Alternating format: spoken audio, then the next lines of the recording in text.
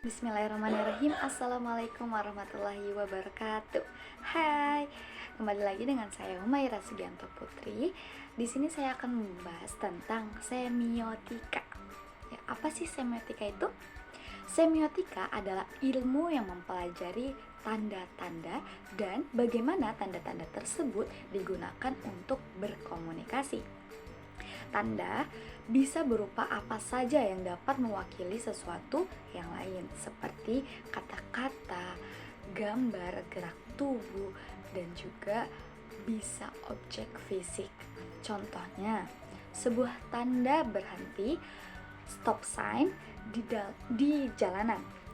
Nah, itu sebagai tanda yang mewakili instruksi bagi pengemudi untuk berhenti.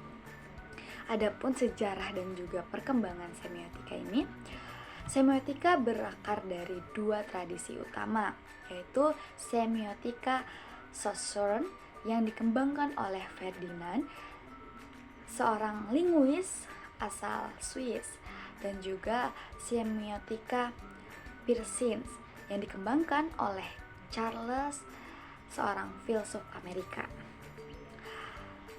Contoh dari Saussure itu memandang kata pohon sebagai penanda yang mewakili konsep atau ide tentang pohon dalam pikiran kita.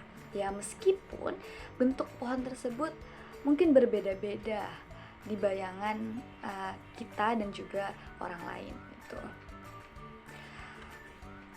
Nah, selanjutnya komponen utama dalam semiotika itu ada tanda atau sign, yaitu sesuatu yang mewakili sesuatu yang lain.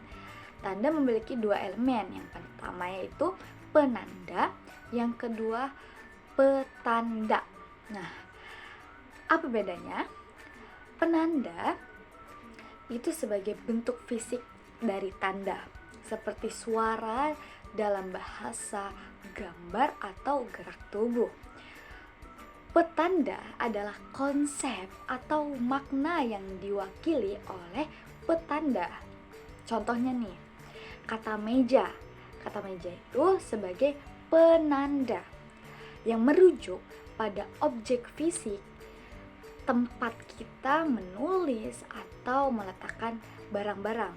Nah, makna dari tempat kita menulis dan juga meletakkan barang itu sebagai petanda.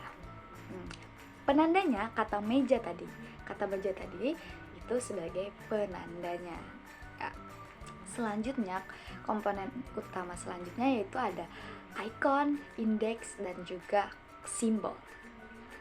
Icon adalah tanda yang mewakili kemiripan dengan objek yang diwakilinya.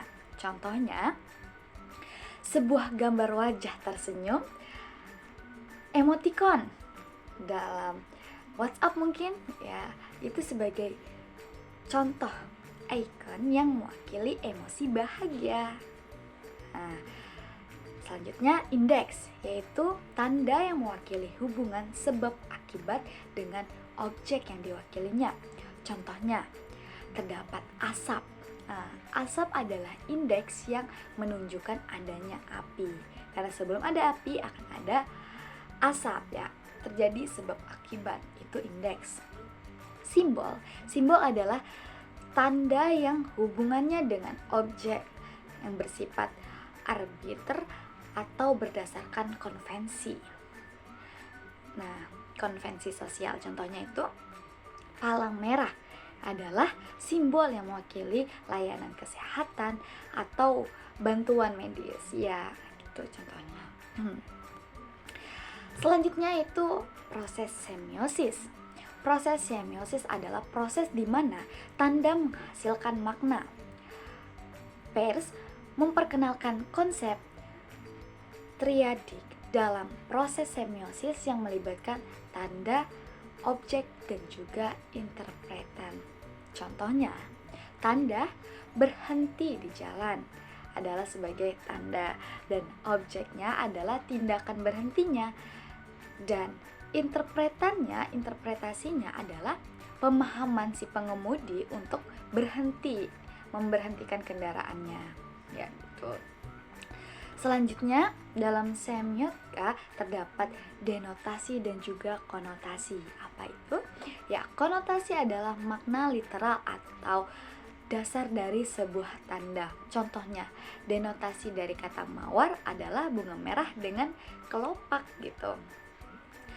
Nah, adapun konotasi, makna tambahan yang lebih subjektif berdasarkan asosiasi atau konteks budaya. Contohnya itu konotasi dari kata mawar bisa berarti cinta atau keromantisan. Jadi intinya adalah denotasi itu makna sebenarnya dan konotasi itu makna kiasannya gitu. Selanjutnya, pengaplikasian semiotika. Dalam bahasa dan sastra, pengaplikasian semiotika dapat terjadi saat kita menganalisis semiotika dalam sastra, melibatkan pemahaman simbolisme, metafora, dan bagaimana penulis menggunakan tanda-tanda tersebut dalam menciptakan makna dan juga teks ya. Pengaplikasian selanjutnya itu bisa berupa iklan dan juga media. Nah, iklan sering digunakan tanda-tanda dan juga menciptakan asosiasi tertentu dalam produk jualannya, ya kan? Contohnya kayak iklan parfum yang sering menggunakan gambar orang-orang yang glamor untuk menciptakan asosiasi antara parfum dan juga gaya hidup yang mewah gitu. Selanjutnya itu juga selain bahasa sastra dan juga iklan, pengaplikasian semiotika juga bisa dari budaya yang populer.